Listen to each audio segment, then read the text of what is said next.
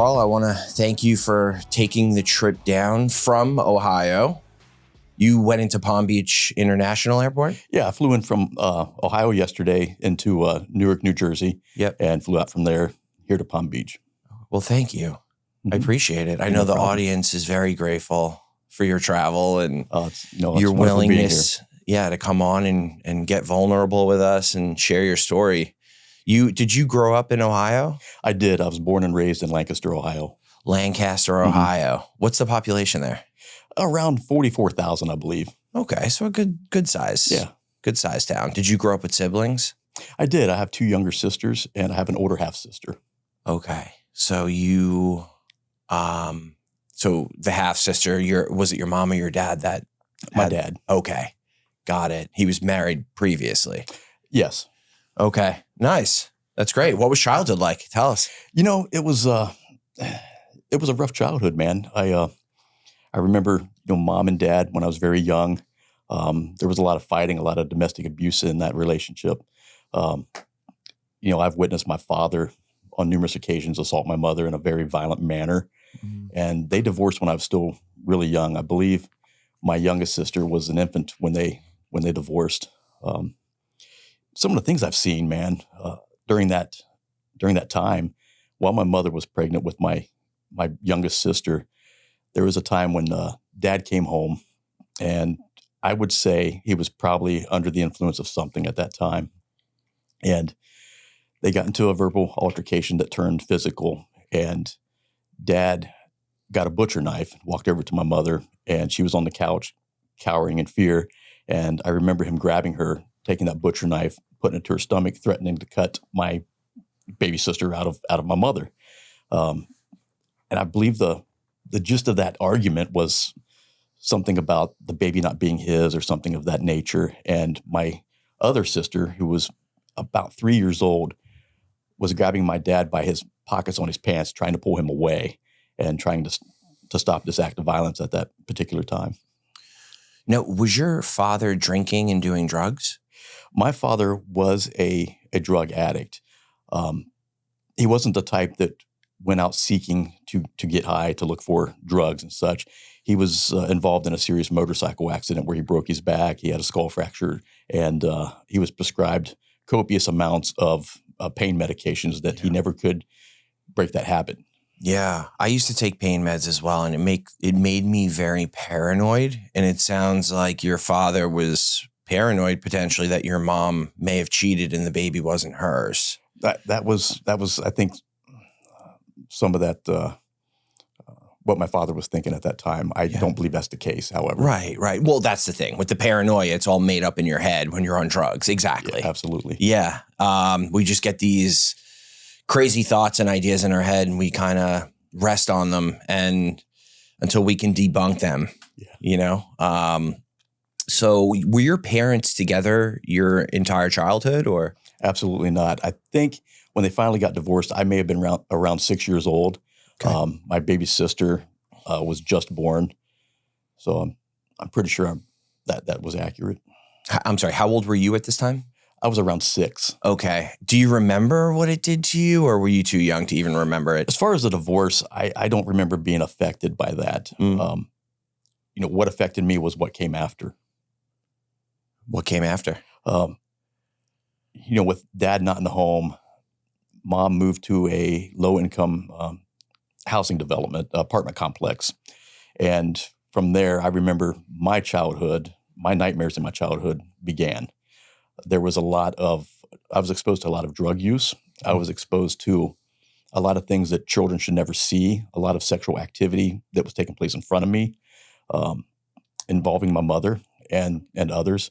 And those are things that I remember early on that caused me to start acting out in different ways. I do remember one of mom's boyfriends, and there were several. I do remember them getting into kind of an argument or a heated debate. I don't want to say it was an argument, but at this time, being as old as I was, I think I might have been around 10 years old. I didn't like this guy anyway. And the way he was talking to my mom, I could only reflect on what I remember from my father and the violence then.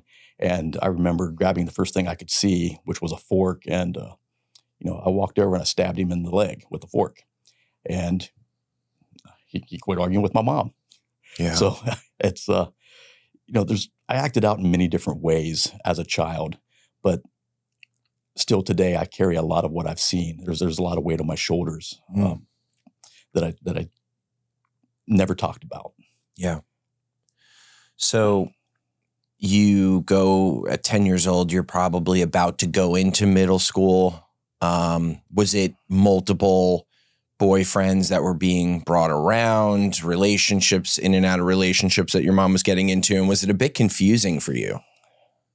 It was. I didn't like what I was seeing. Because of what I saw with my father and my mother, I was very protective of my mom. And what I was seeing, I knew it wasn't a proper behavior. I knew it wasn't good for a child to see and a child to go through. And I also had my two younger siblings that I was also protective of. So it was rough for me seeing the different men come around and how they treated my mother. And I knew I was old enough to know what drug use was. I started recognizing the smells and knowing, what was happening. Yeah. And it affected me in a way to where I had started to develop a lot of hatred towards my mother. Yeah. And towards these men, because I was having a hard time grasping why she's exposing her children to this. Right. It was so hard for me to where it was affecting me to the point where I started to act out in violent ways. At that time, I wasn't using any type of drugs or anything, but I started to experiment with alcohol. I started drinking about the age of 10. Oh. And what did you snuck it out of the refrigerator like everyone else does? No, you see, that's the thing. I didn't have to sneak it. There would be a refrigerator full of alcohol.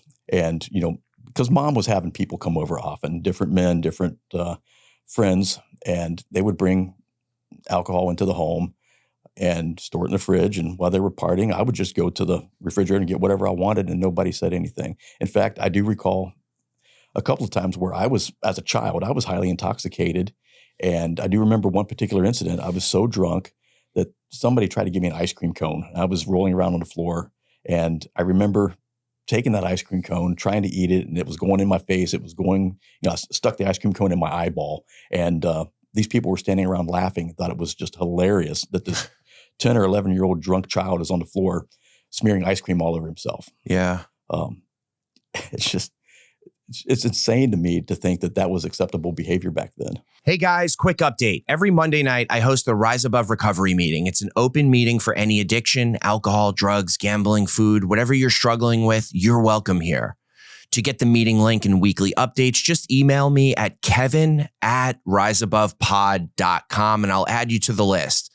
Also, if this podcast has helped you, please like, subscribe, or leave a rating. It helps us continue to spread the message of hope. Lastly, if you'd like to go even deeper with Rise Above, check out our Patreon. Supporters get access to live interviews and can chat with guests after the interview. Thank you.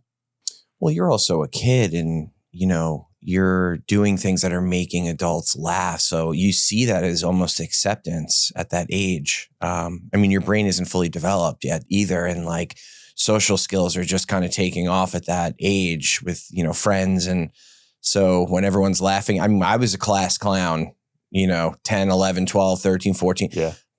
Probably up until I got sober 7.5 years ago, just for attention. But you're a young kid at this point, and you're seeing that as acceptance and acceptable behavior. So, where does your drinking go once you hit high school? I don't remember it slowing down. I started getting different friends. We're maturing a little bit. There's girlfriends and such, and I still continued to drink and party. However, somehow, I was exposed to other types of drug use, and I never experimented with narcotics of any sort. My thing was alcohol. I was liking it. It was readily available. If it wasn't available, a friend of mine and I would go to the local drugstore and we'd steal it. Mm-hmm. Everybody's heard of Mad Dog 2020. I was drinking a lot of that. So, was your drinking in high school just on the weekends? Was it something that you were doing every day? Were you doing it before school? I only remember a couple of occasions where I got together with some friends before school, and we would get a little drunk and go to school, but it wasn't common. You know, primarily it was on the weekends when we didn't have other things to do like school or anything else. Through the summer, though, you know, we would turn that up about tenfold, and we were lighting it up all the time. Yeah, that's how I drank in high school. A couple times, maybe like once a week or once every 2 weeks, we would drink before school. But it was, I mean, on the weekend, it was Friday, Saturday, and Sunday. Yeah. And then maybe like a Thursday night or something like that. And then when I hit college, it ramped up. Now, during this time from 10 years old all the way up through high school, are you still having visits with your father? Are you still in touch with your father? So Dad traveled quite a bit. He was a musician and a truck driver. So he moved around the nation quite often. And the only time I would see him is when he was passing through. It might have been once or maybe twice a year. I don't know why. I always still felt a connection to my father. Like I wanted to be with my dad. I wanted to, in some ways, be like my dad. My dad, other than the acts of violence and things, was considered by his friends as a man's man. You know, he was a tough guy. He had a reputation of violence, like never lost a fight, that kind of guy. And as a child, I kind of idolized that. I wanted to be that big, tough guy too. And I know now that that wasn't the right frame of mind, that, you know, I started to take on those characteristics or you know what I'm trying to say, the same type of activities my dad was engaging in, I started to do. And that's ultimately what led to my downfall. Yeah. So after high school, what did you end up doing? Well, since a child now, I always wanted to be a police officer, and I wanted to be a motorcycle cop. You know, watching Chips, growing up on those shows, remember Starsky and Hutch and a lot of the shows, man, I just thought that was awesome. And seeing the types of activities that I've seen as a child and being just mature enough to know that it was wrong behavior, I wanted to be a police officer. So I remember, and I had all the wrong kinds of friends, and I remember getting a brochure in the mail for one of the local vocational schools. And one of the things that was offered in there was State of Ohio Police Academy. And I thought this was funny. There was an application included. I filled it out as a joke. I sent it in. And a couple weeks later, I get a call from this gentleman. His name was Ron Brown. He identified himself as the academy commander and told me that I was accepted. Now, at this time, I was 19 years old. And he's telling me I was accepted into the police academy. But he had some questions because I did have a criminal conviction at the time, a misdemeanor charge of trespass. And he wanted to know a little bit more about that. So as I explained that to him, he ran it through Ohio Peace Officers Training Academy, and they said it's not going to be an issue. And I got off the phone with this man. And at this time, I had a much better relationship with my mother too. And she was in a better place as well. So I told her, I said, Mom, you know, I just got a call from this guy from the police academy that says I was accepted, and I don't know what to do. And she says, you know what? If you really want to go, I will pay for this. And she had some antique dolls that she had that were worth a little bit of money. And when I told her how much it was, she sold those dolls, wrote a check to the academy, and I went through the academy, actually graduated second in my class. And I became a police officer. I took on a commission at a very small department as an auxiliary police officer to start out. And I had a lot of fun. I learned a lot, and I was truly enjoying it. Now that I was a police officer, I started to lose friends. You know, the friends that were considered the fun friends no longer wanted to hang out with me because I had to live a different lifestyle. And to me, it was okay because the friends I was losing, I was gaining maybe for each friend I lost, I probably gained 2 more back. And I'm still very good friends with a lot of those people today. Yeah. That's interesting. That's, you know, the sacrifice that your mom made for you to go into the academy and selling the dolls. And that's a good parent. I mean, we're not going to talk about the drugs that she exposed you to when you were younger, but like, you know, that's you know, when you needed help and you wanted to pursue a career and she knew that was a good career to pursue. Yes, she was there to help you out. That's amazing. So you're a police officer, and what was life like in the very beginning? Was it tough? Was it, you're enforcing the law? Um, it was certainly a change up. Mm-hmm. There was a lot I had to learn, and things that I were exposed to. I was starting to see a different side of things. Being exposed to the drugs and the violence as a young child. Now I'm seeing it from the perspective as a police officer, and it only drove me to want to do more, to help people more, and it was very rewarding. But with that came also a lot of different exposures that affected me negatively. I've seen a lot of violence involving children, victims that I've seen a lot of homicide victims, assault victims, things of that sort. And, I noticed as it continued, I started to have some issues of my own. I never talked about it. I started suppressing a lot. I would take all this home with me at the end of the night, and I started to try to drink it away. I would consume alcohol to the point where I would black out. And to me at that time, I was thinking that, this is helping me. Yeah. So all of these things you were seeing, homicides, abuse potentially on, I don't think I could say it on here, YouTube will block my video, but on younger people, you were seeing all of these things that normal people, people in their normal day-to-day don't see. You were probably experiencing some PTSD after the fact, and you were just kind of masking it or pushing it down with alcohol at night. As you went further into the job, years later, did your drinking ramp up with it as well? It was like a roller coaster. It came and went. Yeah. There were times when I felt like I was okay. Mm-hmm. But as time would go on, that PTSD would creep up on me. I would start having some thoughts again, and I would always turn to the bottle. Mm. What was the craziest thing you saw as a police officer?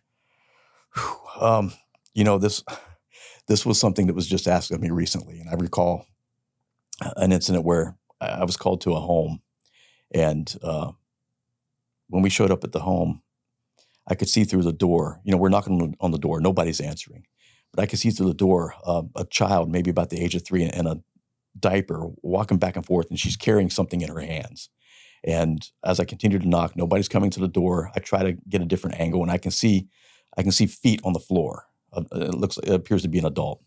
And I continue to knock. They're not moving. They're not getting up. So we made entry to the home. And these two individuals, there was the mother and the father of the child, are unresponsive. There were dirty needles on the floor that this child potentially could have stepped on, walked on, played with, anything of that sort. And of course, we scoop her up immediately, and she's dirty, she's filthy, and she was eating something. She was chewing on something, and I was trying to see what she had in her mouth. I pulled out of her mouth what I can only describe as it was toilet paper. She was eating toilet paper. I can only presume because she was hungry, and mom and dad are over here, on heroin, and that's another situation that stuck with me. I mean, I could go on for days about stories, but that's something that really affected me. There's suicides that I've seen that were pretty traumatic. There was one in particular where a dad of an 18-year-old girl was holding her at gunpoint, and he was threatening to shoot her if she did not perform a certain act on him. This is his own daughter. She eventually somehow escaped through a window and ran to the local volunteer fire department, where she was able to call for help. And this was not at this time, I was an auxiliary police officer. I was a part-time police officer for a very small community. And so when the call came in, I was notified and asked to respond as backup to the local sheriff's office. So on the way there, I'm running lights and sirens, and I'm trying to communicate with the officers or the deputies that are on scene, and nobody's responding. And we know this guy had a gun. So now I'm thinking the worst. I'm thinking that perhaps the deputies on scene got shot. And so it was February. The roads were icy in Ohio, and this is a very rural area. So the roads are not the greatest. So I'm going around curves. I'm trying to maintain control of my patrol car. And I make it to this location. I park down the street and I can see the deputy's cars up ahead. So I get out and I make my way up and I'm listening. I'm looking around and I get up to the front door. The front door is open to the house and I'm listening. I still don't hear anything. So I make my way into the home. I look down a hallway and I can see one of the deputies standing there. And I just kind of whispered to him and he looked back at me. He just motions for me to come on over. So I walk over. I said, "What's up?" And he just points down the stairs. So I go down the stairs. There's another deputy down there. And he's got his hands on his knees. He's bent over, just shaking his head. And he points. And now the smell in this home also was just horrendous. It turns out in this basement where this incident took place, there was like 6 inches of raw sewage in the basement of this home. And as the deputy points over, there's a body of the man, the father of this girl, in an incomplete shower stall on the floor, and he ate the shotgun. And it was just when you see the damage that a shotgun causes to somebody who puts it in their mouth, you can't unsee that.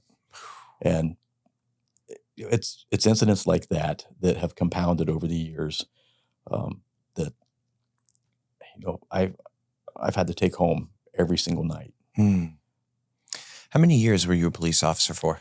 So a combination of about 31 years in law enforcement and law enforcement related jobs. I was also a security contractor. Yep. And the last 3.5 years before my incident, I worked in hospital protective services for a very large hospital network in Columbus, Ohio. Mm-hmm.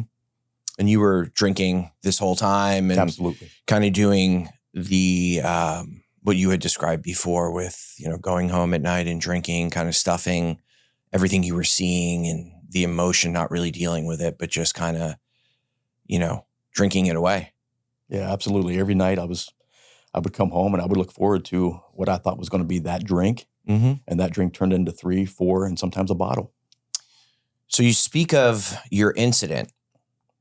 Can you walk us through from the very beginning, your incident? And were you a police officer at this time? I was working for the hospitals at the time. Okay. So at this particular time, now, I was working for a different hospital network when I met my wife. She worked there, and her and I met in the emergency department. What were you doing? I was hospital protective services and security. Okay, got it. Yes. So I met her there. Her and I started talking a little bit, and she was married at the time, but separated. So things got a little more serious with us, and we moved in together. We got a home together. It was our home. And to me, she was the most beautiful woman I've ever seen. We clicked right away. Everything seemed perfect. So we were married until my incident for about, I think it's 5.5 years. What year is this, by the way, roughly? We met in 2017, I believe. Okay. And we got married in 2018. Got it. So she was a very, very beautiful woman.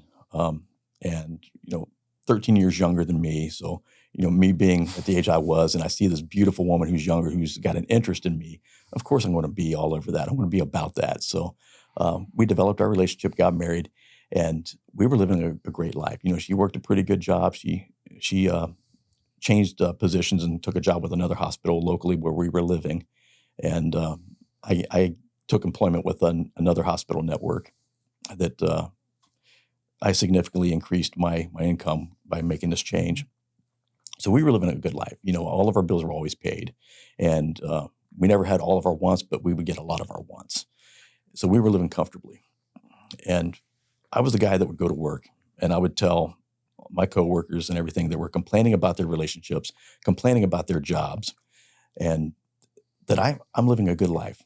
I love my position at work. I was what's called an in-charge officer on my shift. And I would talk about my wife when they're complaining about not wanting to go home because, they would call them the old lady. The old lady's this, the old lady's that.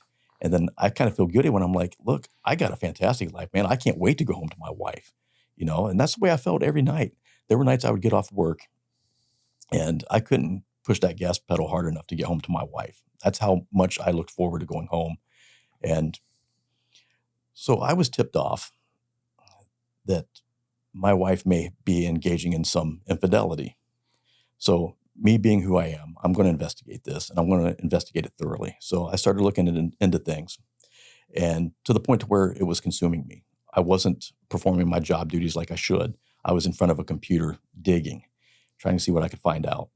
And I discovered that I can get if I have her information, I can get a report from Meta showing me deleted messages and current messages and so on. So I did that, and it was going to be emailed to me, and it was taking a while to compile.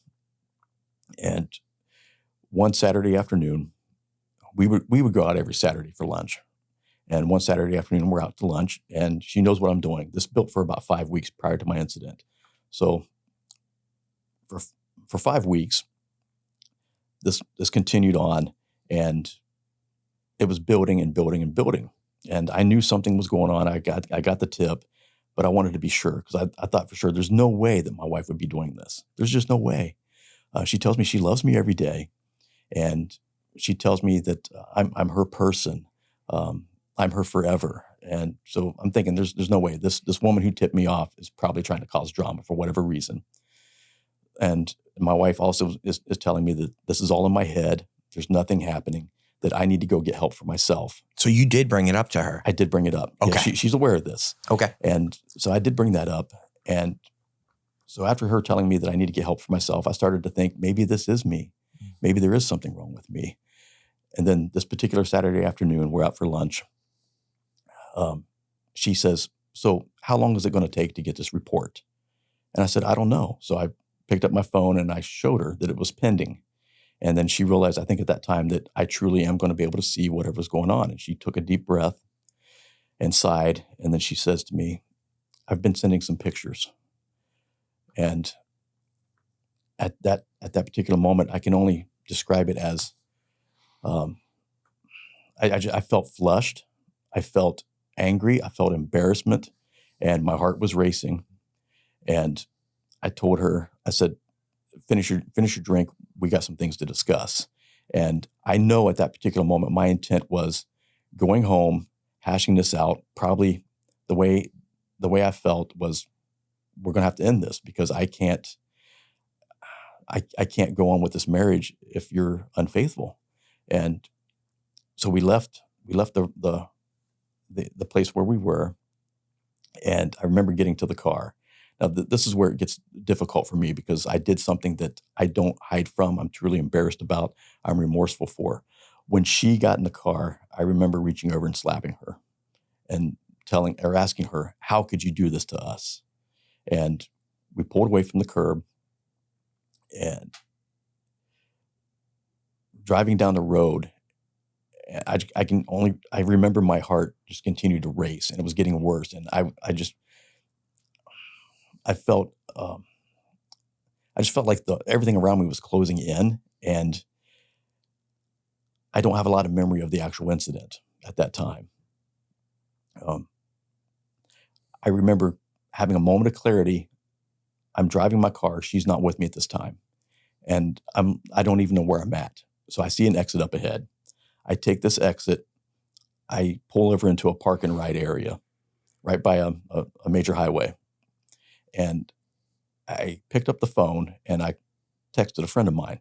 I was like, hey, something just happened. I think I hurt my wife, and I don't know how bad. And he's telling me, I've always been known to be a prankster. So he's like, if this is true, you need to call somebody. You need to give yourself up. You need to turn yourself in. And he asked me, he says, is she at the hospital? I said, I don't know. I don't know how bad anything is. I don't know what I did. And at that time, a police officer passed me by. He did a U-turn. He came by, and he parked at the top of the hill. I was sitting down in a little valley in this park and ride area. He parked at the top of the hill, and I'm like, okay, I must have done something really bad. So I unholstered one of my firearms I kept in the car, and I put it in my mouth, and I was gonna eat it. And my friend on the other end said, man, just give yourself up, man. Don't do this. And I continued to talk to him. More officers show up. They surround me. They move in, And I'm like, okay, I'm not going to get out of this. So now I'm thinking, do I do this myself or do I have them do it for me? And that's where my mind's at this time.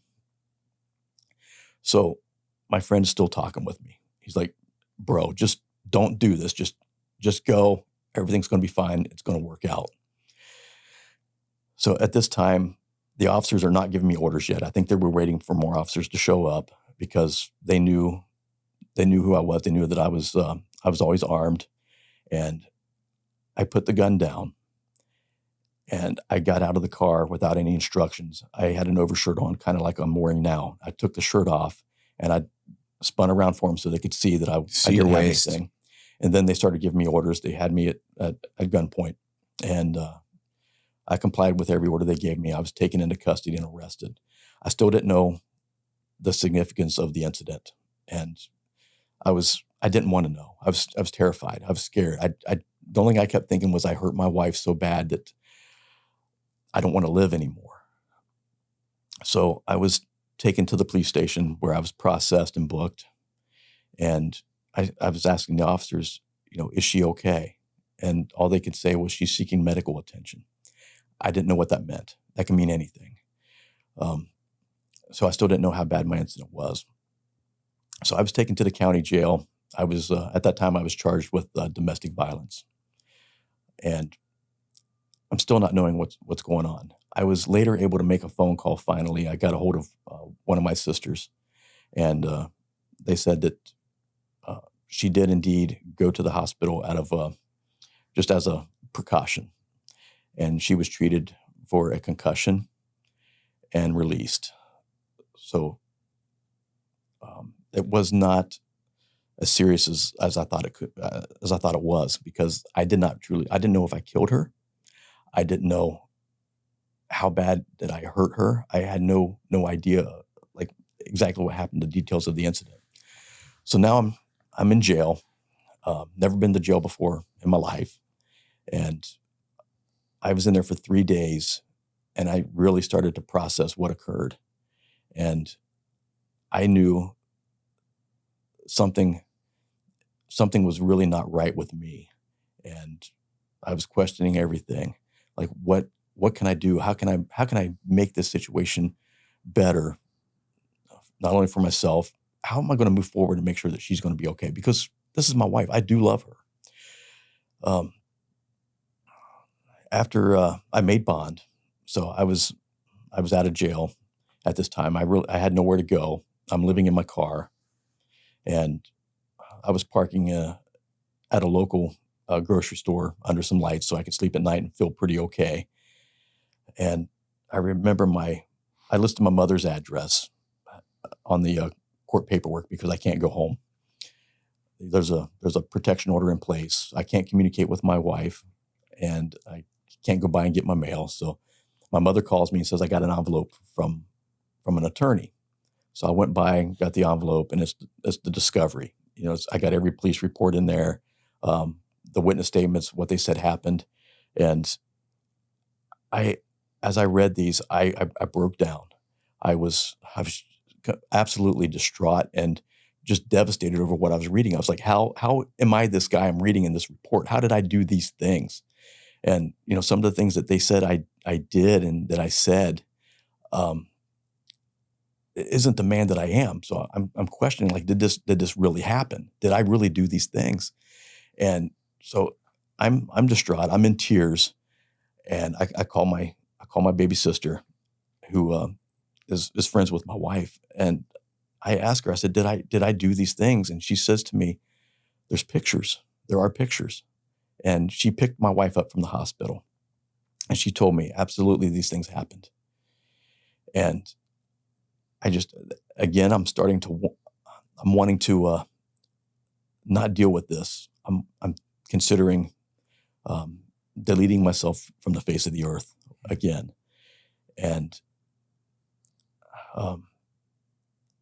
when you're having thoughts like this and you start planning, this time I was considering hanging myself. And just a block away, there's a hardware store. I go to the hardware store. I walk down the aisles looking for rope. I find rope. I pick it up, and I'm heading to the cash register to buy this rope. On my way, this is just divine intervention, if you will. I'm on my way to the register, and up ahead of me is my son, who happens to be at the store. And this is my son that I don't speak to on a regular basis. And he's got my granddaughter in the cart, and I see him, and I'm walking towards him with this rope in my hands. And I'm like, what am I going to say? How do I tell him that your dad is going to leave here and go tie this rope up someplace and end it all? Yeah. So I have a brief conversation with my son, and I asked him, I said, did you hear what happened with Dad? Did you hear about my incident? He says, yes, I did, Dad, and I hope you're going to be okay. I left there. I bought the rope. I bought the rope. I left there, but I couldn't do it. I couldn't do it because now I know he saw me. He saw the rope in my hands. I don't know if he put two and two together and realized that was my plan, but I couldn't do it after that. So still living in my car, I got very sick. I'm very ill. I think I ate something bad, and I didn't want to be alone. So I drove myself to my other sister's home in Southern Ohio. And while there, I thought, certainly my wife wants to hear from me. I want to apologize. I want to be able to try to work this out in the best way that I can. So I violated the terms of my protection order. And I sent her some text messages. And I was drinking again, and I wasn't getting replies from her. And I remember I kept drinking and drinking to the point where I'm going to try to end this again. I think I passed out and it never happened. So I had to go to counseling the very next day, court-ordered counseling for an evaluation. So I make it to my appointment, and I'm bleeding my heart out to this counselor doing the screening. And I was with her for about an hour, maybe an hour and a half, and I left. I felt good. I felt good about the conversation we had. So I leave her office. I walk out into the hallway, and I'm surrounded by police officers. I'm taken down. I'm handcuffed, and I'm arrested once again for violating the protection order. This time I was taken to jail. I was booked. And while there, they had me on suicide watch. Now, I don't know if people understand what it's like being in jail on suicide watch, but you're placed in a cell where you have no mattress, no pillow, no blanket, and you sleep on a concrete slab. I had to use a roll of toilet paper to prop my head up with so I could at least try to get some kind of sleep in there. And I didn't. It was very rough. And I was on the suicide watch for 9 days like this.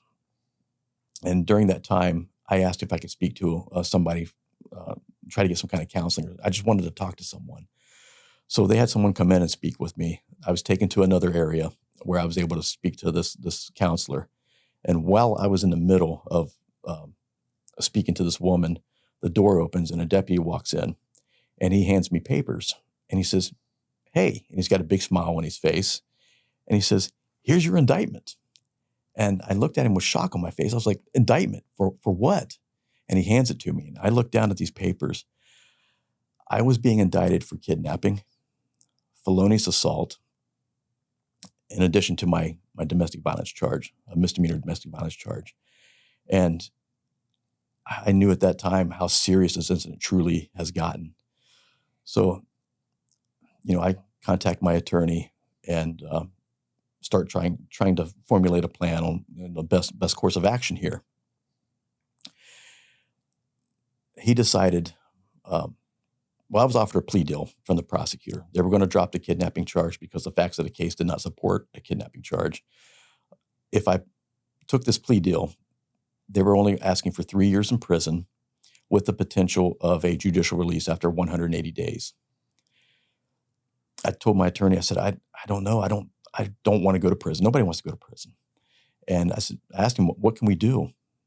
He says, well, let's do this because this is your first offense on anything aside of my misdemeanor trespass charge when I was 18 years old.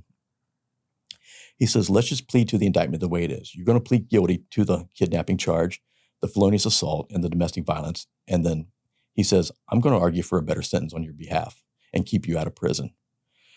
I didn't want a kidnapping conviction, but, this sounds good. If he thinks he's confident he can get me a better sentence, I'll plead guilty to everything. So we did that. And it turns out the judge sentenced me to the exact same thing I would have got had I taken a plea deal, except now I have a kidnapping conviction. So it didn't work out. I was It's a shitty lawyer. It was rough. He was said to be one of the best in the area, and it cost me several $1,000s that I'll never get back. I mean, I essentially paid several $1,000s to go to prison. So I was sentenced to prison, and I was initially sent to what's called CRC in Ohio. It's Correctional Reception Center, and because of my past history as a police officer, I was placed in what's called protected custody. And they don't have protected custody there, so they put me in the hole. Now, the hole is where people go when they are violent or they're on some type of disciplinary action. So I go to the hole. This is in July and August, and there's no AC in there. 2023? 2024. And there's no AC. So I remember one of the corrections officers, he would come through with this handheld thermometer, and he's required to take the temperatures inside these cells. And this guy, and I'm not going to use his name because I don't want to get him in trouble or anything, but he was really cool. He was a great guy. He was in it for the right reasons. He truly cared about people, and you could tell. And there weren't many corrections officers that did. And I asked him, I said, what's the temperature in my cell? And he kind of looks around to see if anybody's listening, and he leans in. He says, it's 118 degrees. And I said, really? He's like, yeah. And this is the only corrections officer also that would come by and throw bags of ice under your door. And I would take these bags of ice and I would place them in my groin area. I'd place them under my armpits on my bunk and try to cool off. It was so hot in there to where you just felt like you were melting the entire time. But I was there for 7 weeks. And once I was transferred to my home prison, I was transferred to Toledo, and it's a maximum security prison. But it's the only place in the state that has a real protected custody unit. And I was told I had to be placed into PC for a minimum of 180 days before I can go somewhere else. That way they can make sure that there's no credible threats against my safety or my life. And so I was placed into a cell. I was by myself in this cell. And now I'm in there, former law enforcement officer. I'm in there with child predators. I'm in there with people that's committed acts of homicide, serial rapist. And I felt like, my life is over. There's nothing I'm going to be able to do. I don't know how I'm going to recover from this, because now I'm wearing a label. I'm an abuser. I'm a kidnapper. I hurt somebody. And I have no idea what I'm going to do with myself when I get out. And so I'm starting to have these thoughts again where I just want to unalive myself. I want to end it. And I knew I had the potential to get out on that judicial release. Well, after my 180 days was up, they transferred me to another prison. And I ended up going to Allen Correctional in Lima, Ohio, which was a lower security prison. You got some more liberties. You can go outside most of the time and walk the yard. And you weren't as locked down or confined. So while I was there, my judicial release hearing was coming up. It was on February 11th of this year. So in order for me to qualify for this judicial release, the judge was very specific in his sentencing. He says you have to have a clean prison record, and he would consider it when the time came. So I kept myself out of trouble. I didn't involve myself with any prison gangs. I didn't involve myself with any of the prison politics. I just had no interest in that. I kept to myself. I stayed in my cell most of the time unless I had to come out to do my laundry or take a shower, and I would go right back to my cell. I didn't want anything to do with anybody in there, most anybody. I did have a couple people I was able to talk to, which really helped pass some time. But aside of that, I had no interest in associating with people. I didn't want to become institutionalized. I didn't want to learn the prison lingo. I didn't want to learn what's the right thing to do in prison. I just wanted to keep to myself and not involve myself in any of that. So I had my hearing on February 11th, and the victim advocate from the case was present during this hearing, and it was done virtually from the unit manager's or the case manager's office. And the victim advocate was there with my wife, and of course the prosecutor was there. The prosecutor had no objections to my release with certain conditions in place. The victim advocate and my wife objected. They thought I should remain in prison. The judge saw something in me that he thought I would get more out of being out of prison, be able to get more help for myself, and be able to move on and try to put incarceration behind me sooner than later. And I'm thankful for that. And I'm not disappointing. I'm trying to do some things now to where, this is my redemption. Could we pause for 1 second? You covered a lot. And take a sip of water. I want to just pause really quick. And I want to say this to the audience. Sure. And I think you're going to go here, and I hope you do go here.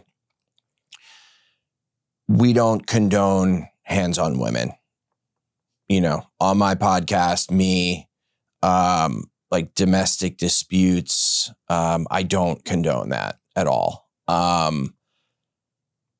People do make mistakes. I completely get that. I understand that. The physical makeup of a man versus a woman. Mm-hmm.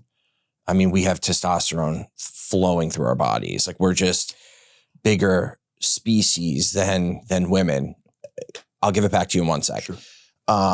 So, in terms of the playing ground, it's not equal playing ground. Was this the first time you had ever put hands on? Yes. Okay. So,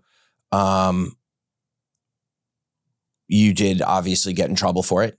I wanted to just get that message out there to the audience. And I want to hear from you too. If you could go back, what would you have done differently when you found out? There's another underlying factor that I did not cover. Yeah. Aside of alcohol abuse. Mm-hmm. I was using some anabolics, and I just came off of a cyclotrin. I was on Trenbolone, and I was 6 days off of this during my, right before my incident occurred. Yeah. So I don't know if that played a factor into it, but what I know about it is it could have in a way. So there was that as well. But yes, I don't condone putting hands on women. It's something that I never thought I'd see myself doing. Mm-hmm. That's why I have a hard time believing that, these acts occurred, because it's not who I am as a person. It's not who I ever thought I would be. Yeah. So I'm still, at this time, I'm still in a stage of shock that I did this.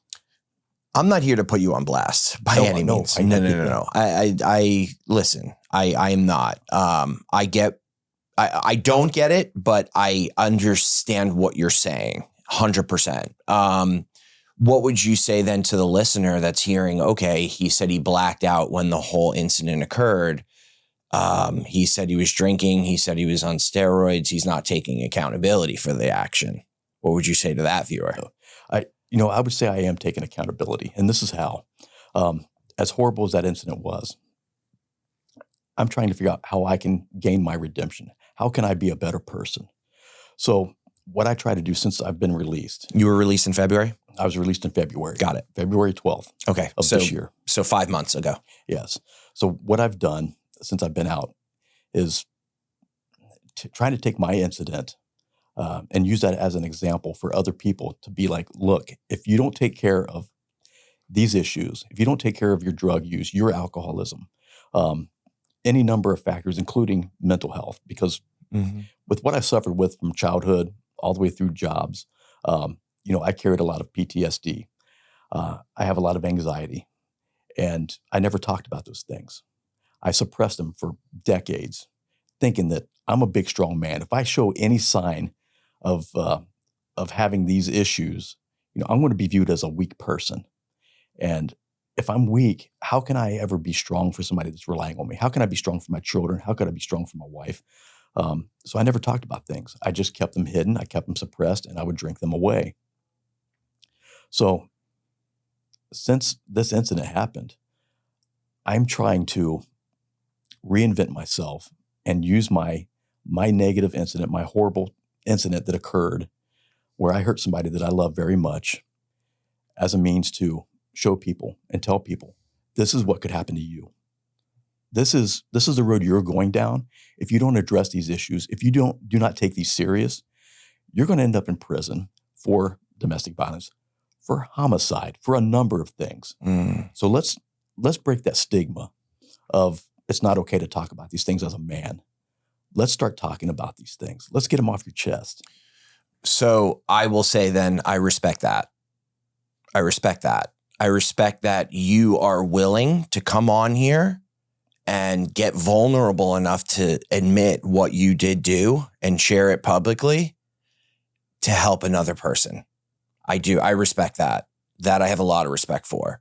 Okay. So yeah, I was also going to link that back. You saw your father do that to your mother and you witnessed it. And I'm not making excuses for you. But when you see something at a young age, you don't think it's all that bad. Like you saw it, it's acceptable in the household. And yeah, there were consequences. Your mom and dad split up, but you did witness that. And it was our society does not support men's mental health. I mean, mental health in general, it's getting better. In 2025, it's better than it was 10 years ago, 20 years ago. But we could be doing a much better job. And if left untreated, if not wanting to hurt ourselves, we will hurt other people, whether it's physically, mentally, manipulating, homicide, whatever it is. So what would then be your message to someone who is struggling right now to prevent them from going down the path that you went down? And if you could talk about how much it's inconvenienced your life. Yeah, absolutely. The thing is, talk about it. Get help. Reach out to somebody. And if you don't want to reach out to somebody that's got these expensive initials behind their name, talk to a friend. Talk to anybody. Don't keep it inside. Don't suppress it because it's only going to hurt you in the long run. You're going to take that fall like I did. And I'm going to tell you, after being incarcerated, after losing everything that I did, it's not the place you want to find yourself. This is a struggle for me still to this day, and I'm going to be struggling with this for the rest of my life. I have a large amount of guilt and a large amount of shame that I'm going to have to carry for the rest of my life. But it's how I carry it. What am I going to do with it?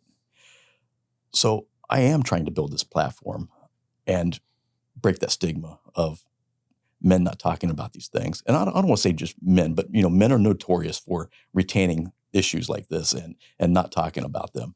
So anybody that's feeling a certain way, you got to talk about it because you're only going to face negative consequences in the long run. Mm-hmm.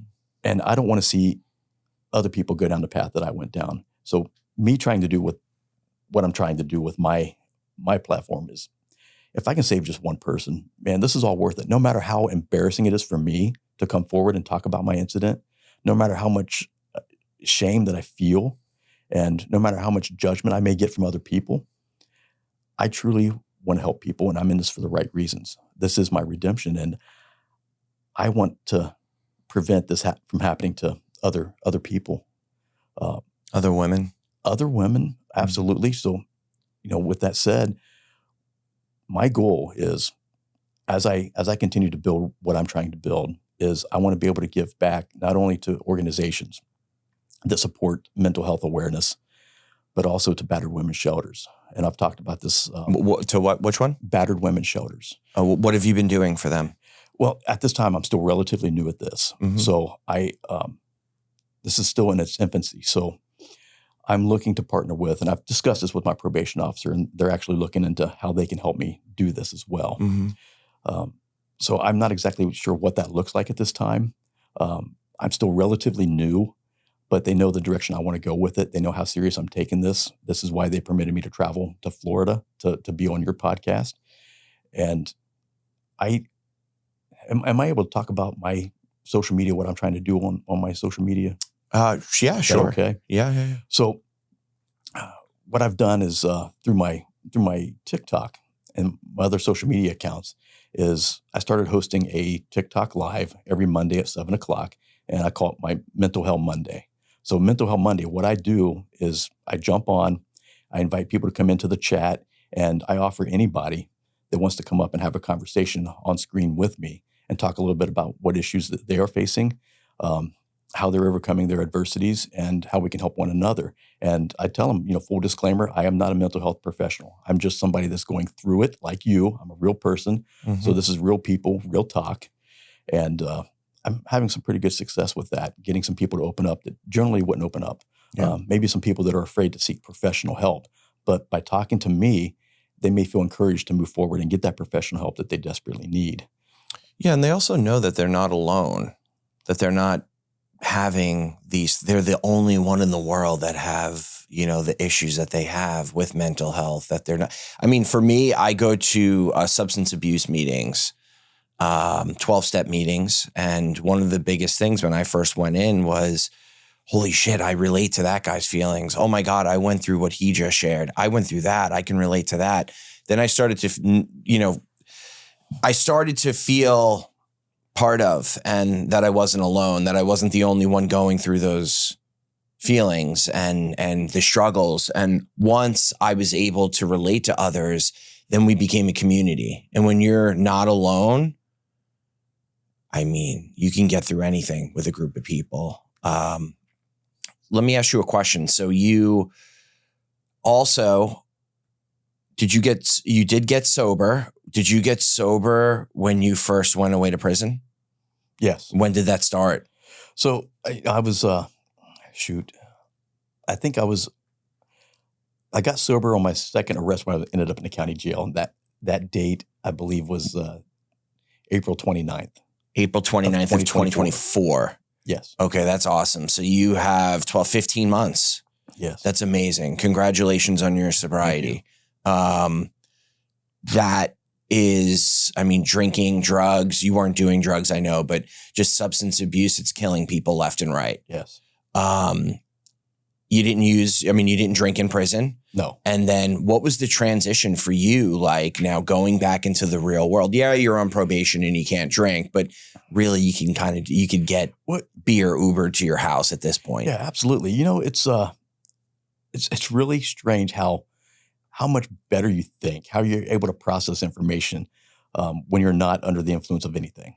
So despite the fact of what occurred in my life and my downfall and being incarcerated, losing my marriage and everything, is I have a different outlook on life. And I'm seeing the positivity where people sometimes only see negativity. And it's an amazing feeling. I've been tempted many times. I was at my hotel last night.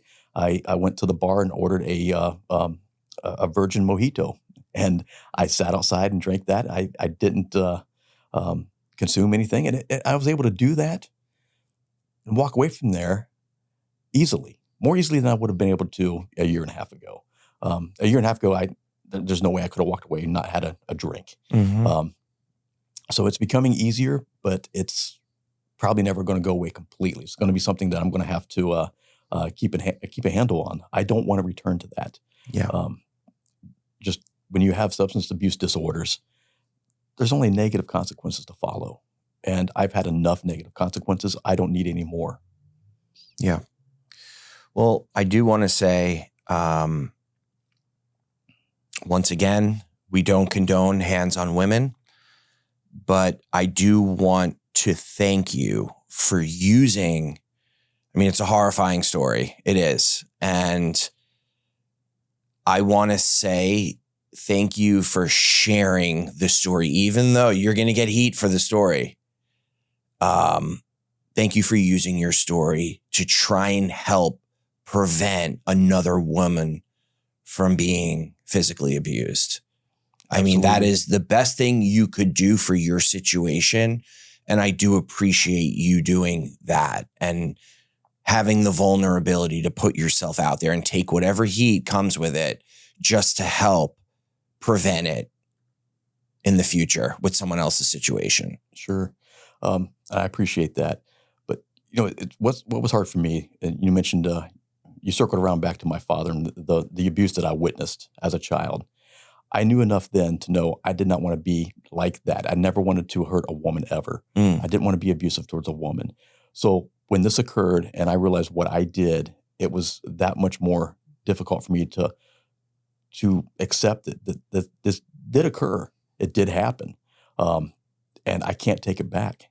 There's nothing I can do about it. I am embarrassed about it. I'm ashamed. I'm very hurt. I still have a rough time believing that I did these things, but I know that I did. It's in the police report. It did happen. Yeah. But again, what can I do now to prevent somebody from doing this in the future? Yeah. How can I use my story to help somebody? I will carry the weight of this for the rest of my life. But I'm hoping that at least by telling my story, by talking to other people, that I can at least reach one person and prevent a woman from getting abused again. That's the rise above right there. The rise above is sharing your story so that another woman doesn't have to go through it. So thank you very much, Carl. And I appreciate you taking the trip down here as well. Thank you.